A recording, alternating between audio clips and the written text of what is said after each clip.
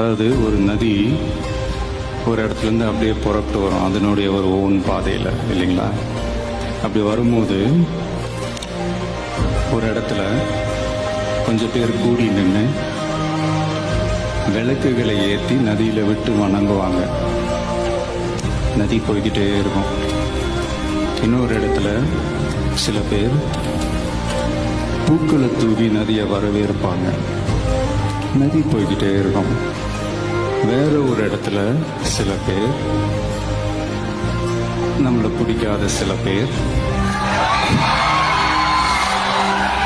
நதியில கல்லெறிஞ்சு விளையாடுவாங்க. நதி பாட்டுக்கு போயிட்டே இருக்கும். அந்த நதி மாதிரி தாங்க நம்ம வாழ்க்கையிலையும் நம்மளை வணங்குறவங்களும் இருப்பாங்க, நம்மளை வரவேற்கிறவங்களும் இருப்பாங்க, நம்மளை எதிர்க்கிறவங்களும் இருப்பாங்க.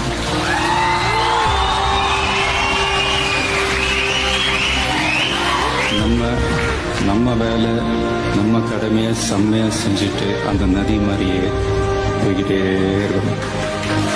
அவ்வளோதான் மேட்ரு. ரைட்டுங்களா? Kill them with your success, bury them with your smile.